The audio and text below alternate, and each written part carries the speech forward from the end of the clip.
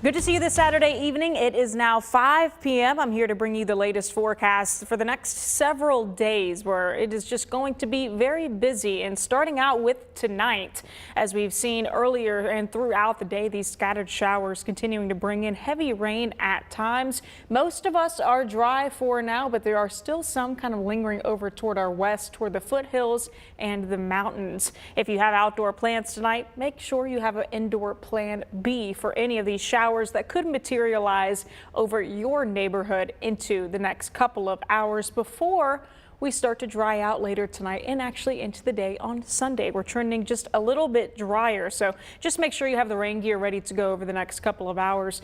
It's all due to this low pressure system that's just been lingering in and across our area. I do want to reiterate that this system is not tied to the tropical system that we are going to be talking about, future Imelda. This moisture that we're seeing is not from this tropical system. It is from a low pressure system that's currently situated across the southeast portion of the United States. And you can see plenty of rainfall, especially in and across the coastline. This is why, we've been talking about flooding being such a concern, not only today, but also into early next week. With that possible tropical system bringing in more rain, we're already going to have the saturated soils. We're already going to have at least an inch or so of rainfall tallied up from this weekend from a separate system. So we'll talk a little bit more about Imelda in just a couple of minutes. I wanted to start out though just by showing you the radar where it's really coming down along the coastline with this low pressure system. Most of us here kind of in the center are nice and dry. There are a couple of patches of isolated drizzle and even some heavier spots of rainfall out toward our west for the mountains and also into the foothills over toward Wilkes and Allegheny counties. A couple of isolated sprinkles for some of our friends in Randolph, Davidson, and also in Rockingham counties. I'm going to go over to our live radar, and I'm going to have my computer here with me so I can just track along with you guys and show you what I'm seeing right now on the radar. Really, for the majority of us and the majority of you watching, nice and dry, and you're probably seeing sunshine out. Well, there are still some storms for some of us across the region, mainly toward our west, where they're still seeing some heavier bands of storms continuing to kind of impact western parts of Wilkes County right here. And I'm going to kind of zoom in on some of those highest parts of reflectivity right here just south of Obid's along Highway 16, kind of heading that way on 421 near Miller's Creek, heading your way shortly if you're in that area. Kind of pushing in toward Moravian Falls and North Wilkesboro within the next half hour to an hour or so. But this is a very slow moving system, or a slow moving scattered shower. So it really wouldn't surprise me is if this actually, ends up being a flash flood advisory or flash flood warning in parts of western parts of the North Carolina state itself, and maybe even toward Wilkesboro. If we're able to see that rain continuing to come down, it wouldn't surprise me just with how quickly it's coming down in such a short amount of time that could lead to a flash flood warning. So of course we'll keep eyes on that. That is going to be the main threat within these showers and storms that we have to look out for, is the flash flooding concern. It's not so much the severe weather with damaging winds or hail, anything like that. It really is just the flooding concern that we're going to have to keep an eye on heading into the next couple of hours. But if it continues to dry out for the majority of us, as I anticipate it will, I am going to probably pull the plug on this weather impact alert day just a little bit early. Now, most of us are in a level 1 risk for flash flooding. That means isolated flash floods are going to be possible, but the risk is higher just toward our east, where there's a little bit more moisture toward the coastline. That means there's more confidence that there'll be more flash flood warnings, and they'll also be a little bit more widespread in nature. Rainfall that we saw just yesterday across the Piedmont Triad, you'll notice we only pick up here some from specific sites where you can see those labeled amounts. Some areas not here that are listed really saw up to around 2 inches towards Surrey County. Mount Airy itself up there only 1/100 of an inch. Same for over here in Greensboro, up to around 1/10 of an inch in Burlington. Now, as for what we've seen So far throughout the day today, Boone, you're up to around a ½ inch. Greensboro over ½ an inch here at 0.61 inches. Burlington, you're at a 1/10 of an inch. Danville, you're slowly climbing up to around a ¼ of an inch. Could see a little bit more added to those amounts, but for the most part, starting to dry out later into tonight and especially into the day tomorrow. Some extra clouds possibly for Sunday, sticking around, but overall the threat for showers much significantly lower than the threat for today. A closer look here across the Piedmont Triad. Still lots of clouds with Greensboro, Burlington right now, even some darker clouds right there, but you can see the sunshine speaking out in parts of Winston-Salem and also in High Point. If you do have outdoor plans tonight, I'm sure it will be nice and dry for the majority of us, but I still want you to keep the rain gear in the back seat just in case one of these pop-up storms kind of moves into your area. Temperatures right now across the map, mainly in the upper 70s and lower 80s, 81 in High Point, 80 in Walnut Cove, 78 currently in Greensboro, as well as in Burlington. Over the next couple of hours, again, storm chances will start to die down. We're going to see temperatures go back into the lower 60s too. And again, maybe an isolated shower or storm still possible into later on tonight, but really dying down into early tomorrow morning when we're going to be in the low to mid 60s with more sunshine on the way. This is what you can expect throughout the day on Sunday. We're going to go from the 60s back into the mid to upper 70s for the afternoon. Very slim rain chances again, mostly in the early morning hours, starting to dry out by the afternoon, mid to upper 70s, plus more peaks of sunshine are also going to be on the way. So as we head into the next couple of hours, again, just have the rain gear with you. And most of us, again, is going to stay dry into the night tonight, but an isolated shower or two can't completely rule it out. With that being said, I'm going to go ahead and pivot over here to take a look at the tropics. We actually just got an update, the 5 o'clock update for all tropical systems sent out by the National Hurricane Center. So I'm here to give you the latest on that, and I'm also kind of analyzing this data with you as I do so.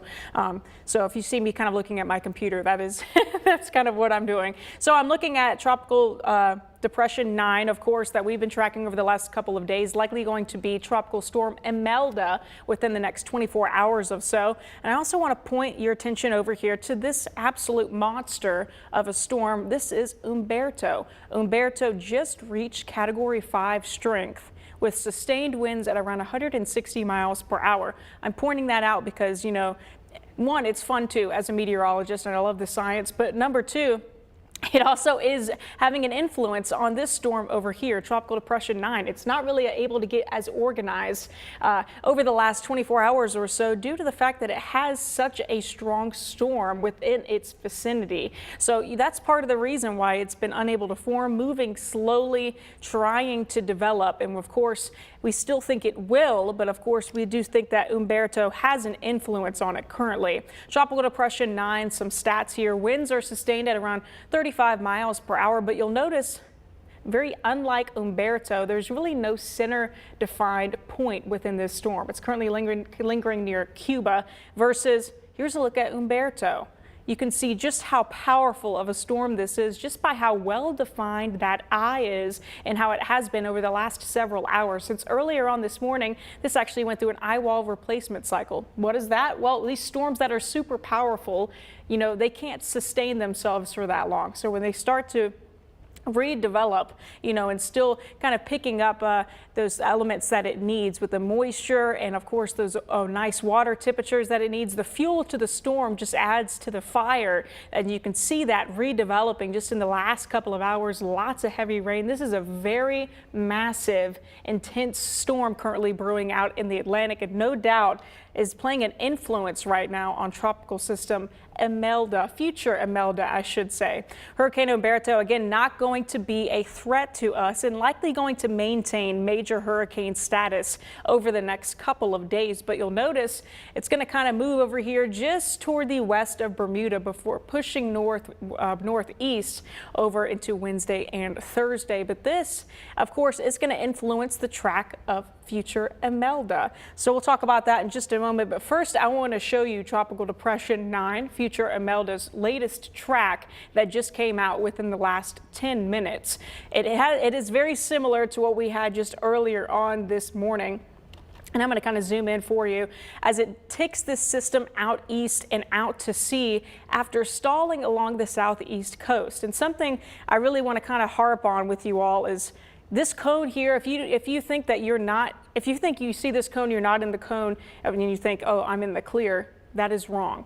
We are still going to be seeing impacts from this system over here in the triad, despite the cone being completely offshore. The cone represents where the center of the storm is likely to go. So the center of the storm could continue to ride just up here, and we could have more impacts here. But even if it rides the middle, as you can see right here where that red line is kind of the center of where the models are agreeing this could go, we're still going to have impacts in the triad of several inches of rainfall, between really 2 to 4 inches over the span between Monday night and into early on Wednesday. And then it is going to be pushing away from the area. I do want to say, though, the main impacts with this track really are going to be along the coastline. I'm talking rip currents, of course. As storm surge, of course, rain amounts could be up to around 10 inches of rainfall of this system, especially as it stalls. You'll notice it really slows down as we step into Monday evening into Tuesday and then Wednesday. It's really just in this vicinity, sitting offshore the Carolinas and Georgia, just dumping in rainfall along the coastline. If this track holds true, there is still some other models that want to take it into the Carolina coastline, but for now, models continue over the last several model runs to trend, taking this thing out to east and taking it out to sea. But we'll still see moisture in our area from this system. And I want to show you each individual forecast model. I know it's a lot and there are a lot of numbers on here and a lot of different names, but each one of these lines represents a different model opinion on where this storm could go, right? So you can see on the eastern side, on the western side, there are only a couple of models that want to take it right into parts of South Carolina and into Georgia, where we'd probably see even more impacts. Most of them want to take it out to sea by the time we step into Monday and Tuesday. That still means that we could see some more moisture in our area, but the more higher impacts would be along the coastline. And let me tell you why, right? So yesterday and the day before that, we were continuing to track possible track number 1. We were kind of leaning toward that because models were kind of suggesting that low pressure could be steering this system into the southeastern coast. And that is kind of where models were leaning. The track here from the National Hurricane Center also kind of went with that too. Piedmont impacts would have been higher with that, with more rain, torrential at that, also wind, and also an isolated tornado threat. But now we're shifting toward possible track number 2. This is probably the more likely scenario, I would say, for right now. And we grow more confident, of course, as these new updates come out several times in the day. Piedmont impacts with this getting steered out to sea with the help of that very powerful storm, Hurricane Humberto, getting pulled out to east. Here in the triad, we'd see some rain, really a couple of inches if it continues to stall and send moisture our way. Maybe a little bit of wind, some breezes up to around 25, maybe 30 miles per hour. Don't have to worry about tornadoes here. And again, the main impacts would be along the coastline. Again, this is subject to change, but confidence has grown over the last 12 to 24 hours. And of course, we'll continue to bring you these updates and to just kind of make it simple for you to understand. This is kind of what we expect the next couple of days. So the system has taken its time in kind of trying to get organized, and part of that is due to Humberto in its vicinity, trying to take all of the moisture and take all of the intensity, right? It's moving very slowly, and the models now keep it offshore of South Carolina before pushing east, but it still could bring a lot of rainfall to the coastline